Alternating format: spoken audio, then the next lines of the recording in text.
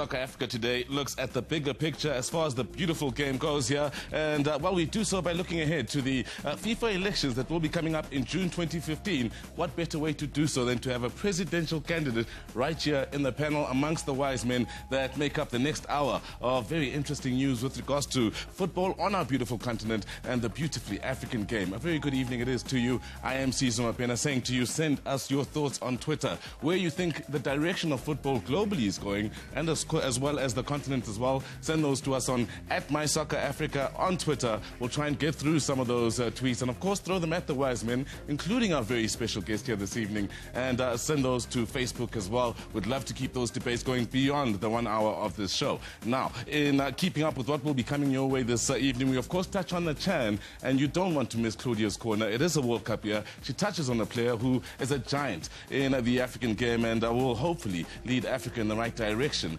come the 2014 FIFA World Cup. Now, time to introduce our special guest here this evening. And of course, in our special guest, he is a man who has worn many hats in his career. Of course, he is a man that is known as an international football consultant, the ex-FIFA Director of International Relations as well as ex-FIFA Deputy Secretary General, or General Secretary, I should say. Of course, Africa, it is an absolute honor to say a very warm welcome and evening to Mr. Jerome Champagne. What brings you to our shores? Coming back to South Africa is like coming back home. I'm so happy to be here. It's also where my first time in FIFA was stopped in the executive committee on Robben Island in December 2009. So it was absolutely logical, that I would come a week after my announcement in London to come back to start my second FIFA career.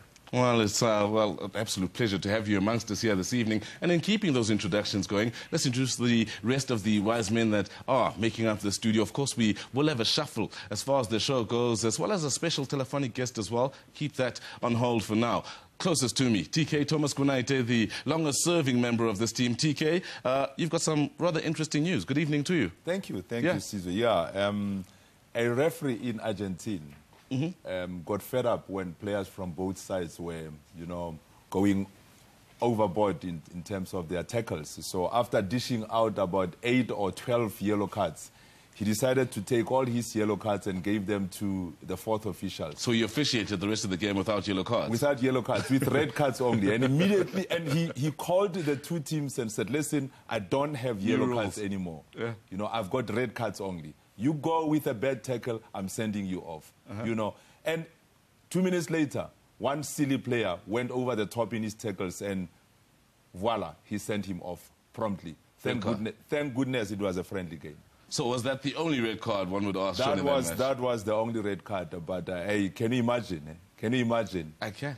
That situation could have gotten out of hand rather quickly. And of course, we on the continent are happy that for once, this is a situation or a story that comes from outside of our continent as far as refereeing and dodgy moments go in football. Out on the far side is a man who has gotten used to seeing Nigeria win, especially over the last year. Nigeria have run through opponents throughout the world at the under-17 level. They've run through the continent here in Africa with the Super Eagles winning the Africa Cup of Nations. He is not smiling today, is Emeka Enyatika. And is it because of the loss yesterday in the chat? No, I'm smiling, actually, because Jerome is here. Oh, is that the only reason you're smiling today? Yeah, I'm smiling, yes. but secondly, I really love that story from TK because, it was so amazing. And, Jerome will touch on some of those issues in football, but officiating has been one of the strong points that he's raised, when I followed his campaign launch in London. And, the one funny thing about that incident was that the referee made sure the players saw him when he went to his assistant, like to the fourth official, and handed over the yellow card to him to say, hey, here's my yellow card. And it's something, we never thought about. We talking about sin being and what have you, but this was really, really like taking innovation or taking the initiative from the international board. It's like, and suggesting a way forward for football. It's like the referee, I believe, he also got tired of players hacking each other. He took off his referee outfit and put on his karate outfit, with a Rambo-like thing over here, and then he said, let's go on. So just to warn him that Well, of course, it isn't. I'm glad you mentioned the candidacy for Jerome Champagne here, Emeka, but that's obviously the first thing we want to tackle with you, Jerome. Let's talk about the state of world football and your vision for it. I think world football is doing fine in the sense that because of the globalization, it's now undoubtedly the sport #1. But because of the globalization, there is a downside. And the downside is the elitization of the game, which means a concentration of results, concentration of players, concentration of money, the privatization of the game, and also, of course, what is very worrying, a huge growth of inequalities in the game, distorting the uncertainty of the result. So in 2015, we will have a very strong decision to make. Either we want a football like basketball, like NBA, where we need basically not a really, really strong FIFA, or if we want to tackle the issue of imbalances, of inequalities, which affect football like the rest of our planet, we will need a very strong FIFA, a more proactive, basically continuing doing what FIFA has done correctly in 40 years, but doing more in the future. You've been described in some quarters in reading up on you and trying to do some research on you as a reformist.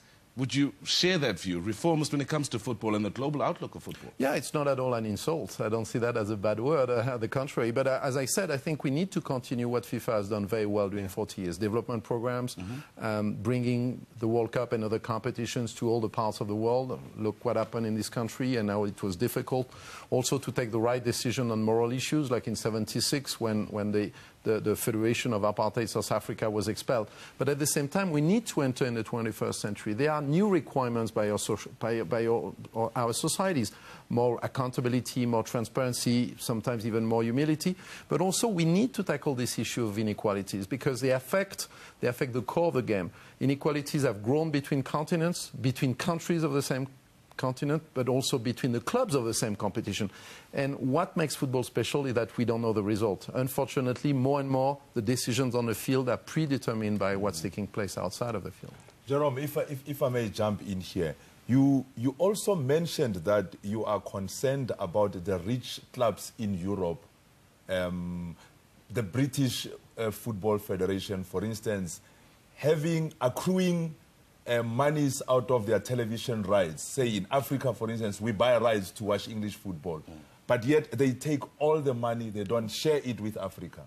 Can you explain how you want to... Listen, it's a system which is fantastic because we all love and watch the English Premier League, where we have the best players, but at the same time it has an impact on football in all the countries where it's broadcast, sometimes without a lot of restriction, without respecting sometimes even the calendar and the fixtures dates of football in a country, and without mentioning the fact that they take this money and nothing is redistributed locally to compensate the consequences. And even worse, now we see even local banks, instead of getting their promotion through football through local clubs, they prefer to ally themselves with some clubs outside. So we're in a system, in a vicious circle of decline, and we need to redress that. And I know that there are enough generous people, understanding people in UK who understand that with this responsibility, with this success, comes also some responsibility and some necessity to share. I think the problem of the inequalities is not only a problem for football, it's a problem for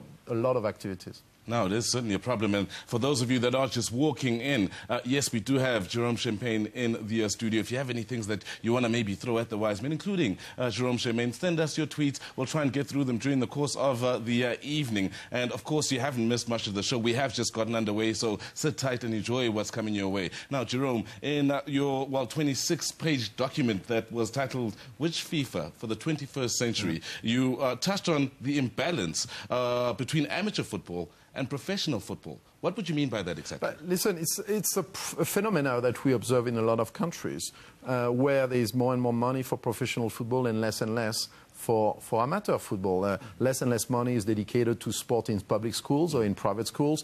We have phenomena of urbanization, which leaves less and less places for players to play in the streets.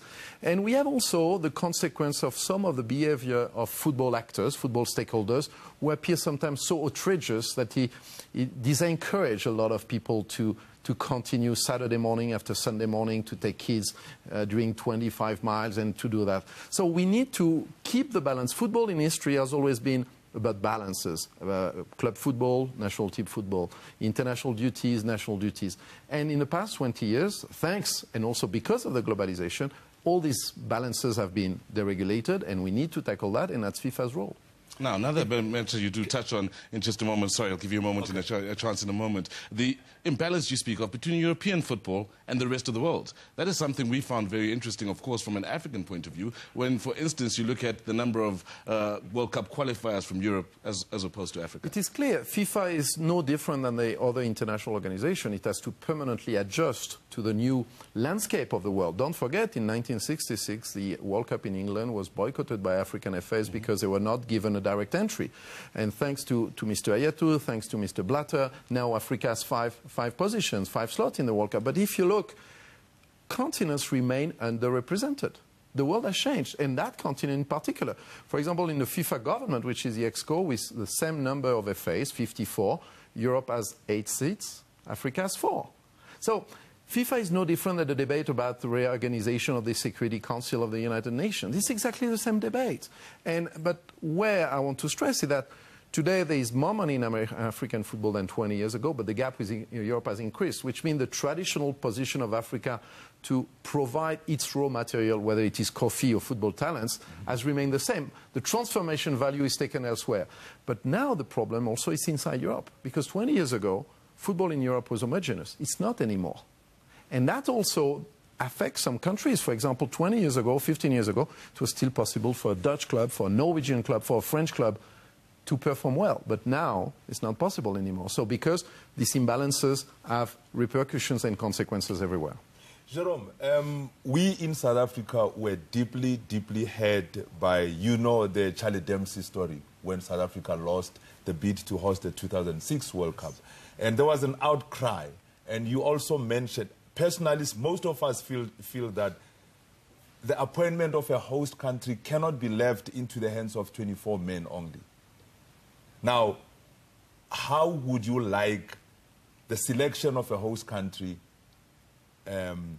being determined in going forward? But once again, we have to look at what the FIFA president has done. After what happened on the 2nd of December 2010, immediately he said, no, we have to come back to the system which existed in FIFA before '66, when it was a FIFA Congress, which was voting for the host of the World Cup. And that, Mr. Blatter reacted immediately, because FIFA has been created by football associations, for football associations, but in the past 20 years, the balance of power between the constituents of the pyramid has changed to the detriment of the FAs. And I'm absolutely supporting the fact that now it will be the FIFA Congress deciding for the host of the World Cup.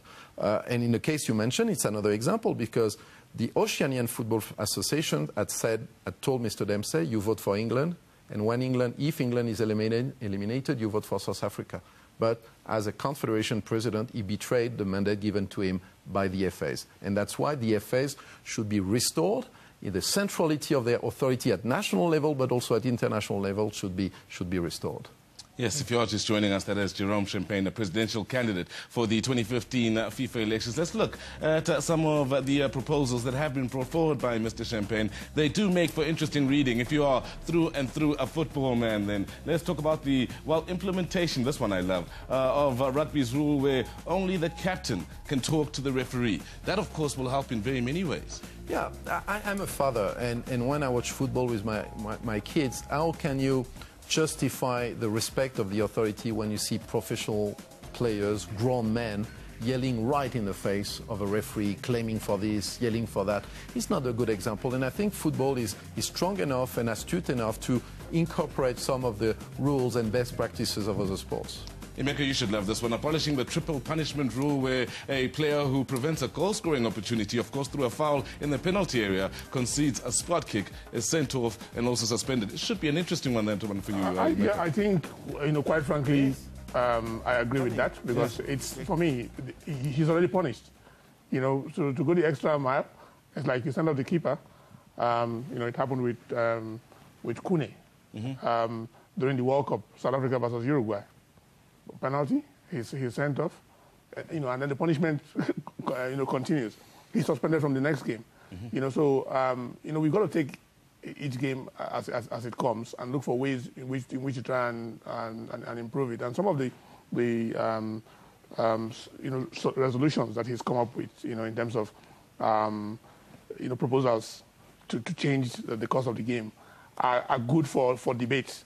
You know, people like the idea of the sin bin is something that you know, it looks like soccer with all the inclination to the international board. You know, we have to wait for so long to make changes, and sometimes these things are not debated. It's, you know, we had this conversation once when we met at a conference where it's eight people who sit down and decide for the whole world. And, you know, it goes back to the origin of the game and how FIFA came into the international board. You know, the proposals that you have made that have to do with officiating and elements of the game, how do you deal with that within the framework of the structure of the IFAB that we have today?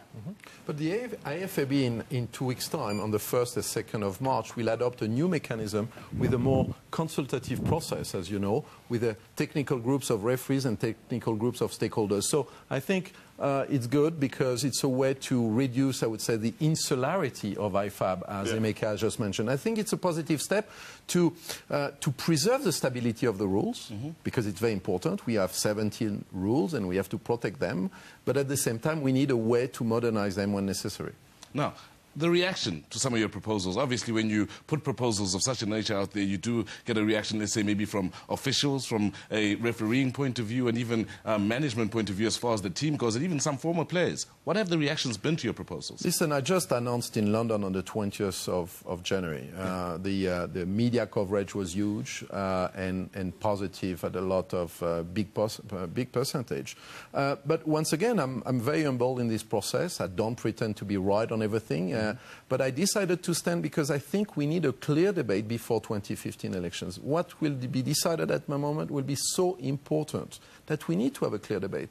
And even if I'm wrong, I accept that. But what I'm saying, I think we need, when I say we need to take FIFA and the football structures in the 21st century, is because FIFA belongs to the FAs and also to some extent indirectly to the people of football. And that's why I'm here tonight, because football belongs to everyone. Belongs to the people. Belongs to the people.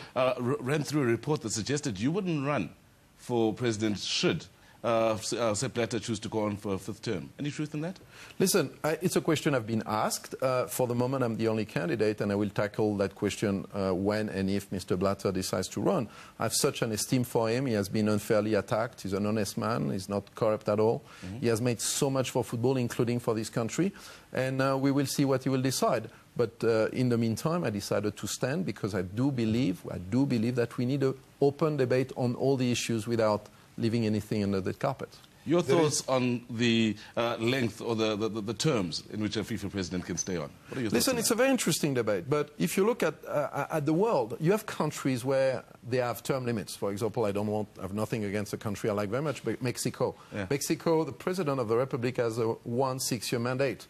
Have you ever heard that having a term limit has solved a lot of issues in Mexico, including corruption? You have other countries where there is no term limit, like Denmark or the country where I live today, Switzerland. There is no corruption. But at the same time, you have other countries with term limits, for example, Russia, where you can be twice president of the republic, prime minister, and then going back. So I think it's a real issue. But I want to say, for example, that if you look at Mr. Avalanche, who was president during 24 years, he has done a lot of good things, a lot of positive things. So I think this question cannot be dealt with demagoguery, like a term limit will solve everything. It's not true. I think we should focus more on some issues, on transparency, for example, on the fact that the executive committee should focus on the government of football and maybe not being involved in ratifying the commercial contracts.